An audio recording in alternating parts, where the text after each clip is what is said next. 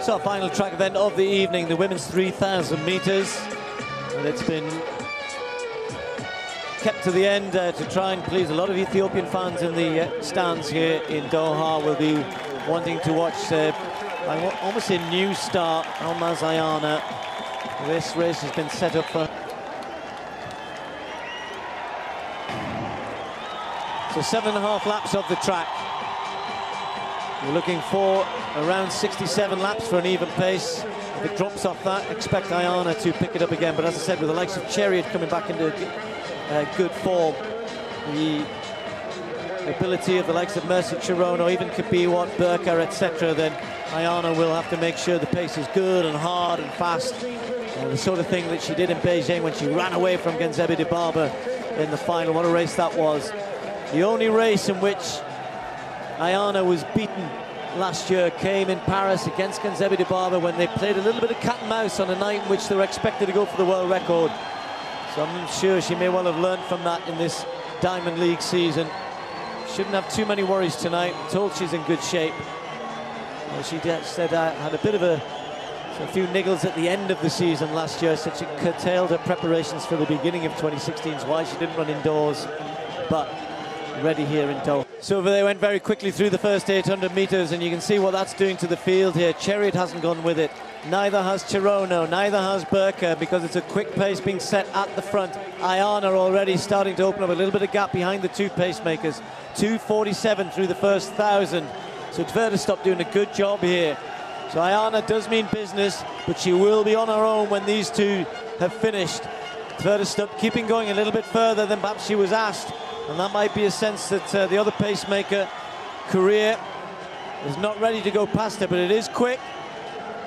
Just see what happens here. This was very early on. Oh, that was a heavy fall as well.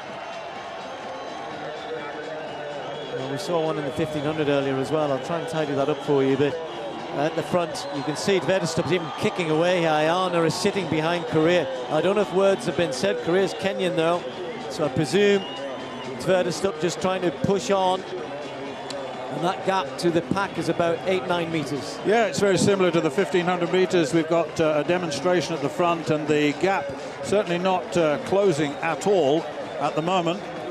Still a fair way to go in this race, but Ayana is a class act, and of course this is the race at which the 5,000, 1500, and in the case of Burka, the 10,000 meter runners come together to do battle as the season begins to get underway. But Ayana is very special. As a world champion, she looks so very, very strong, and that form after a winter is now being replicated at the beginning of this 2016 season, which, of course, as you will all know, is an Olympic season. So Mercy Chirono now closed the gap to Ayana, doing a really good job there. Burka starting to move up a little bit, and Kabiwat very much in their Chariot, getting a bit closer as well. But look how strung out they are. So Ayana went with the pace, and then, as I was suggesting, just sensed, or maybe not wanting to push on too much, but sitting behind the pacemaker, and by doing that, the others have just reeled her in. They're still well strung out here, but now Korea steps to the side. Ayana will be left out in front, and as she does that, Ayana just puts her foot down a little bit. Chirono trying to hang on to her. Kabiwat behind her, Kisa there, Chariot and Burka trying to close the gap behind them. So Ayana now coming round with 3 to go. It's all about her and the clock, you suggest now. She had a little bit of a breather there for a lap or two, maybe for 600 meters. And remember what she did during that World Championships in Beijing. As I said, she used to be a steeplechaser and then was part of the national squad, coached by the national coach in the steeplechase. But then, when she decided to move to the flat, they sort of said, you're on your own, and she's coached by her husband, former 1500 meter runner Saresa Fida, and they've done a brilliant job. Fearless she is, Ayana. Took on Dibaba at the World Championships and really destroyed her in the field. 2:49, she's really pulled that back there. The crowd are loving this. Yeah, they are. She's lost just a little bit there, despite the fact that she's subtly moved away. It's just outside of the schedule she wanted at 2,000 meters. That would give us an 8:23 or thereabouts, but she may well have something left to speed up in that last lap or so. Big gap again has opened up. Mercy Chirono in second place. Burka looking strong, coming through into third behind them. Chariot trying to get back involved as well. But Ayana with 2 laps to go, looking good. Burka has a little look behind to see if anyone's coming with her. Not too much challenge. Everybody looking a little bit tired now. Now Ayana starting to slow a little. So Ayana, having gone perfect pacemaker and then dropped to 65 seconds after going back to 68 on lap 3. Lap 4 was a 67.7, 65.9, and that's why she's pulled away again. And now continuing to go away, Ayana with 600 meters to go.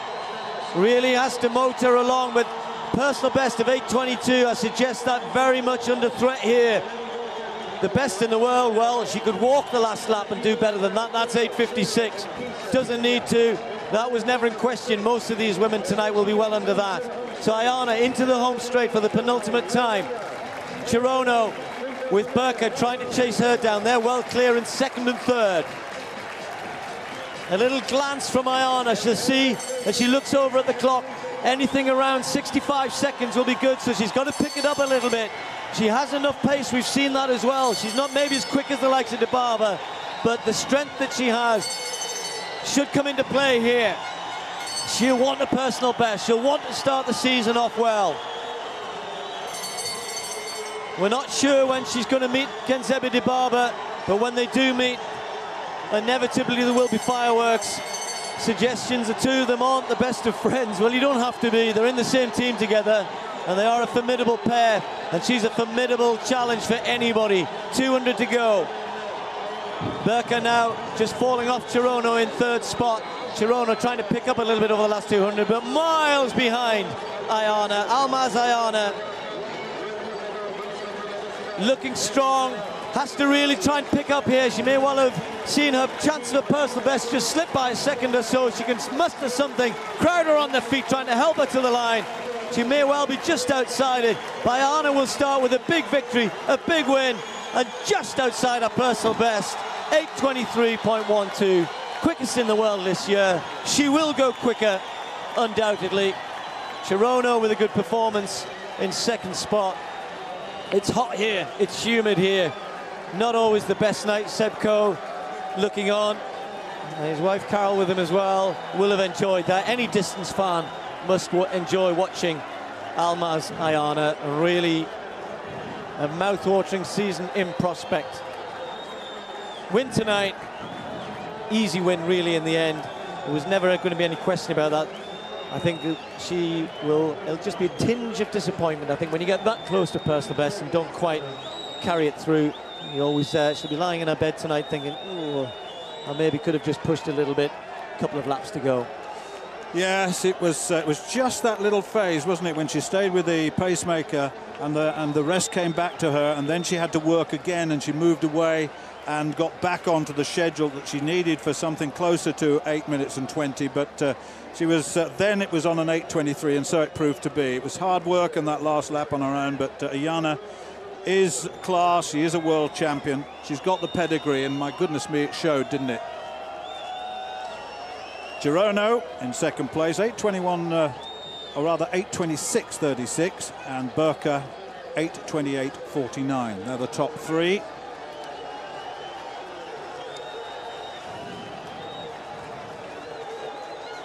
Well, her style of running is always good to watch, and as I said, she's full of confidence, knows that pushing on is the best thing for her, and tonight it rewarded her with an 8:23.11 world lead.